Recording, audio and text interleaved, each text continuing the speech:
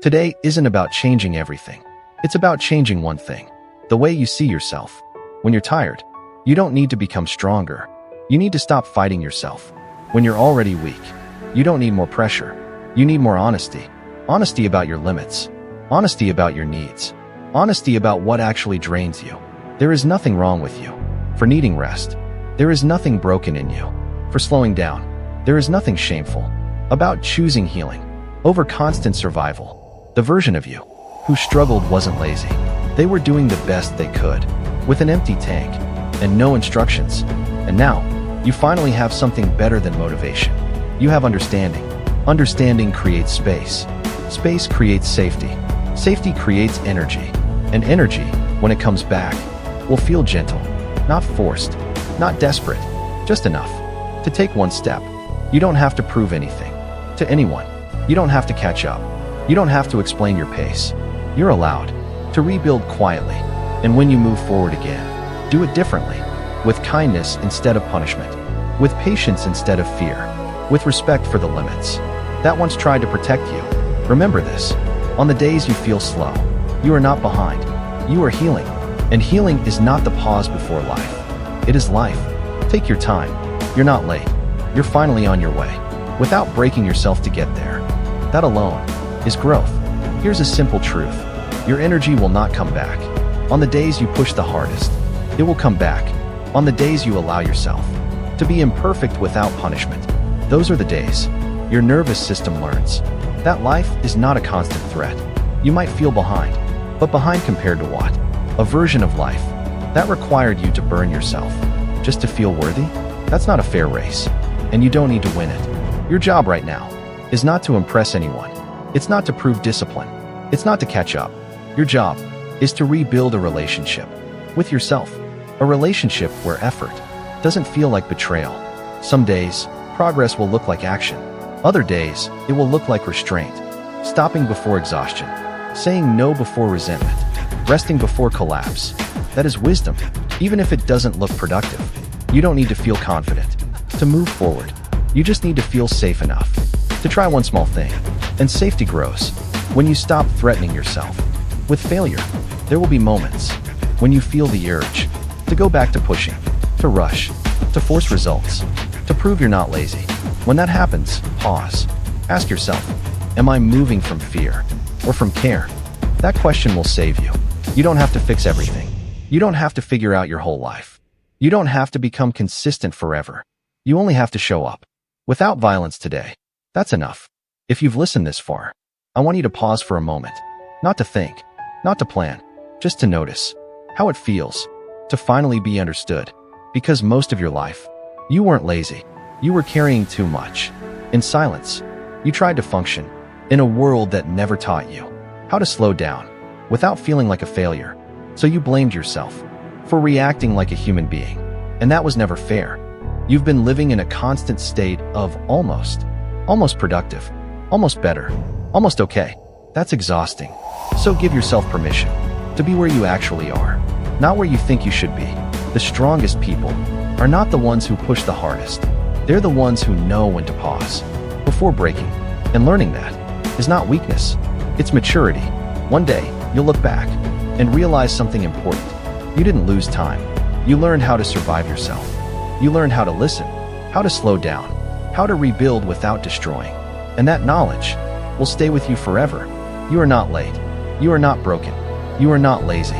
You are in recovery from a version of life that asked too much and gave too little back. If no one told you this before, let me say it clearly. You are allowed to heal before you hustle. You are allowed to rest before you rise. And you are allowed to move forward at a pace that doesn't cost you your peace. Take your time. Nothing meaningful is chasing you, and the life you want will still be there when you're strong enough to meet it again. There's something important you need to understand. Healing doesn't mean you'll suddenly feel good every day. It means the bad days won't destroy you anymore. Before, one low day was enough to make you doubt everything: your future, your discipline, your worth. Now healing means you can have a low day and still trust yourself tomorrow. You don't rebuild your life in one decision. You rebuild it in the way you talk to yourself. When things don't go as planned, that moment matters more. than any routine or goal. Most people quit not because they're weak, but because every mistake feels like proof that they should stop trying. So instead of learning, they collapse. Instead of adjusting, they disappear. You're not doing that anymore. You're staying, even when it's uncomfortable, even when progress feels invisible. Safe from pressure, safe from expectations, safe from your own inner attacks. And safety doesn't come from motivation. It comes from permission. Permission to be human. Permission to be tired. Permission to not be perfect today. This is why forcing routines never worked for you. You tried planners, schedules, habits, challenges, and every time you failed to keep them, you felt worse than before. Not because routines are bad, but because you use them as weapons against yourself. Your mind doesn't respond to control. It responds to kindness. Not soft, careless kindness, but steady, respectful kindness. The kind that says, I will not abandon you just because today was hard. Here's what rebuilding energy actually looks like. You stop asking, how much can I do today? And you start asking, what can I do without hurting myself? Some days, that answer is very small. And that's okay. Small doesn't mean useless. Small means sustainable. Think of energy like trust. You don't rebuild trust by making big promises. You rebuild it by keeping small ones. I'll do this one thing. And then you actually do it. No drama, no pressure, no punishment if you stop. This is how your brain starts to relax again. It realizes trying doesn't always hurt. And when that happens, resistance softens, focus improves, motivation slowly returns. Not because you forced it, but because you stopped fighting yourself. You don't need to wake up early. You don't need to optimize your life. You don't need to become disciplined overnight. You need to stop treating exhaustion like a moral failure. Some days, your only job is to not make things worse, to eat, to breathe, to sleep without guilt. That's not falling behind. That's maintenance. And maintenance keeps systems alive. Your mind remembers every time you ignored it. Every time you said, I'll rest later. I'll deal with this after. I just need to push. So now it resists, not to sabotage you, but to protect itself. Healing doesn't start when you do more. It starts when you stop making effort feel dangerous, when rest doesn't come with guilt, when mistakes don't come with shame, when slowing down doesn't feel like failure. You're not behind, you're recovering. And recovery looks slow to a world obsessed with speed. But slow progress without burnout is faster than crashing again. There will be days when you feel like you're doing nothing, but what you're really doing is teaching your nervous system that life doesn't have to hurt all the time, that effort doesn't always lead to collapse, that it's safe to try again. And one day, without forcing it, motivation will show up quietly, not as a rush, not as hype, just a small desire to do one thing, and that will be enough. You don't need to go back to who you were before. You need to become someone who listens now, someone who respects limits, someone who builds energy instead of burning it. If you're still here, listening to this, it means something inside you hasn't given up. It's just tired. And tired things don't need punishment. They need care. Take this with you. You were never lazy. You were overwhelmed, unheard, and pushed for too long. And the fact that you're here, trying to understand instead of quitting, that's strength. Building real energy doesn't start with doing more. It starts with doing less, without hating yourself for it. That's the part most people skip. They rest, but they judge themselves while resting.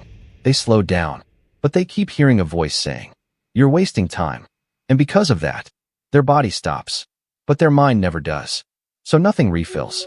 Real energy comes back when your nervous system finally feels safe. And slowly, confidence disappeared.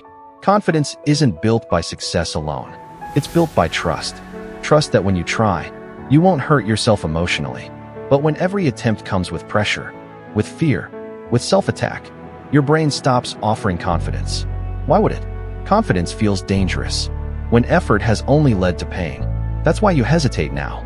You overthink before starting. You doubt yourself before acting. You imagine failing before trying. Not because you're negative, because your brain learned a pattern. Trying pressure, disappointment, self-criticism. So it tries to protect you by lowering your expectations, by shrinking your dreams, by keeping you still. This is also why comparison hurts more than before. You see others moving forward, and something tightens inside your chest. Not jealousy, grief. Grief for the version of you who used to believe they could do that too. You didn't lose ambition. You buried it because it became too painful to hold. It's hard to dream when you're already exhausted. It's hard to believe when your inner voice sounds like an enemy. Here's something important. Confidence doesn't come back by telling yourself affirmations you don't believe. It comes back when your brain experiences safety again. Small safety, quiet safety, moments where effort doesn't end in punishment. This is why starting small matters more than starting strong. Not because small goals are impressive, but because they rebuild trust. One gentle action, one completed task, one moment of, I did that without hurting myself.